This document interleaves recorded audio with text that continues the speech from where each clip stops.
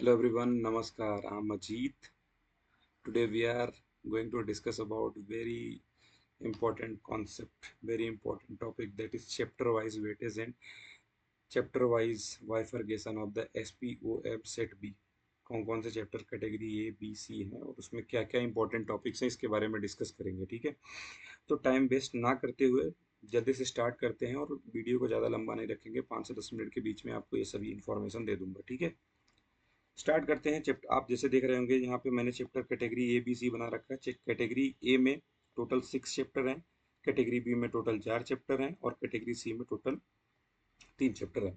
Start करते हैं category A से, जल्दी से इसको रैप अप करेंगे। आप यहाँ पे देखिए कैटेगरी 1 चैप्टर में आपको दिख रहा होगा स्ट्रेटेजिक रेवेन्यू मैनेजमेंट। ठीक है, इसमें आपको टोटल 4 पॉइंट ध्यान रख के चलना है। Number 1, optimum mix, product mix आपको ध्यान रखना है। मोनोपॉली आपको ध्यान रखना है। प्राइसिंग पॉलिसी और skimming and penetration policy.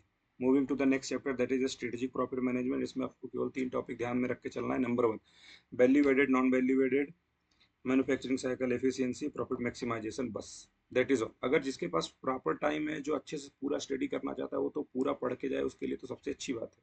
This is the something very good. But जिसके पास लिमिटेड टाइम हो, वो इन टॉपिक्स पे फोकस करके जा सकता है। ठीक है, चैप्टर नंबर 8, चैप्टर नंबर 8 9 पहले एक ही था, इन्होंने अभी क्या कर दिया, उसको अलग अलग बाइफरकेट कर दिया। तो चैप्टर 8 में आप देखेंगे introduction of strategic performance management. इसमें ये न्यू एडेड टॉपिक्स हैं, तो इसको बहुत अच्छे से ध्यान में रख के चलना है।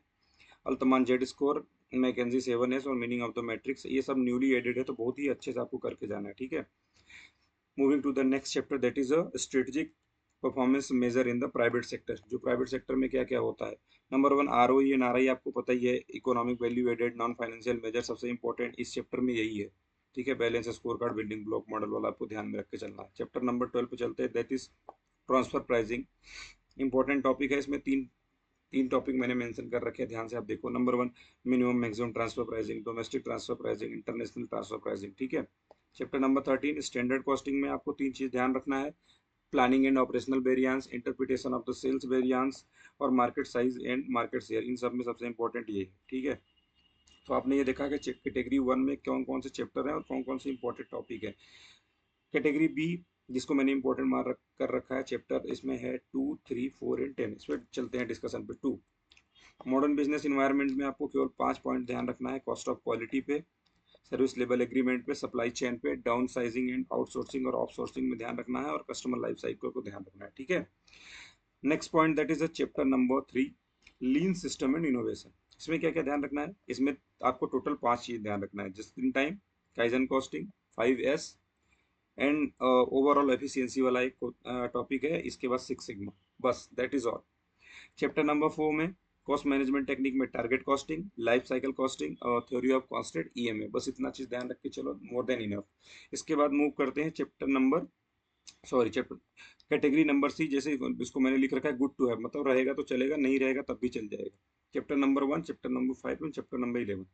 1 में क्या करना है, अपने को टोटल 6 टॉपिक पढ़ के जाना है। Value chain analysis, cost leadership, इसके बाद ये मैट्रिक्स है, आपको देख रहे होंगे, बिजनेस मॉडल है और वैल्यू प्रोपोर्शन और पोर्टर 5 पोर्शन। इन सब में सबसे इंपॉर्टेंट ये है, क्योंकि आप देख रहे होंगे मैंने यहाँ पे मार्क भी कर रखा है मोस्ट इंपॉर्टेंट।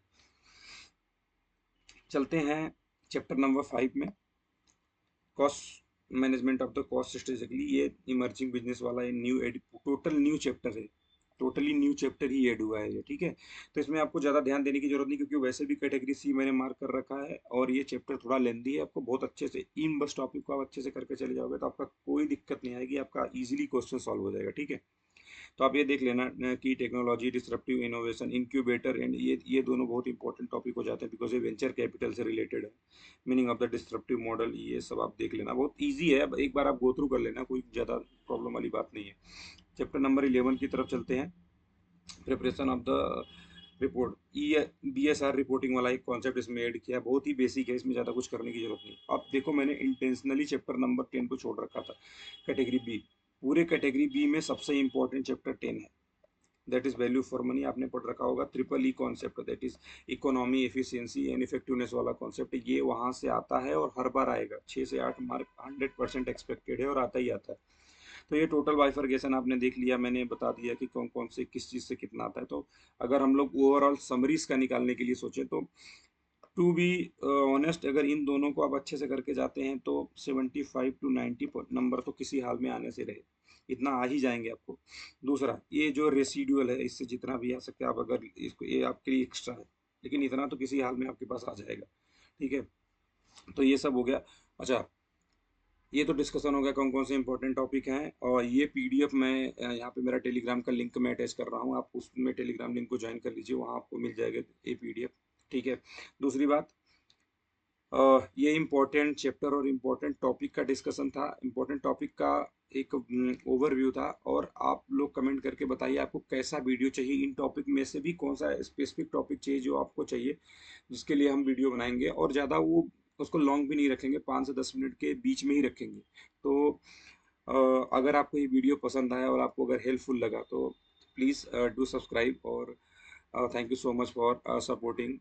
आपका टाइम बहुत इंपॉर्टेंट है हमारे लिए, इसीलिए जो भी हम डिलीवर करते हैं हमें बेस्ट डिलीवर करना है। ठीक है, और एक बात और करना चाहते हैं कि अगर आप यहाँ तक आ गए हैं ना सीए फाइनल में, तो एक बार जोर लगा लो यार, पूरा दम लगा लो, और एक बार इसको एकदम लेट इट बी फिनिश, उसको एकदम ख़त्म कर दो, और माइंड बहुत पीसफुल हो जाएगा, बहुत क्लियर हो जाओगे एक बार में, जो है ना एक बार में लगा के क्लियर कर दो, बार बार पढ़ने का मन भी नहीं करता। और ठीक है, भगवान हैं, सब देखते हैं, अगर आप अच्छे से मेहनत करेंगे तो आपका हो जाएगा, क्लियर हो जाएगा, और इसी उम्मीद के साथ मैं सोचता हूँ आप सब अच्छे होंगे।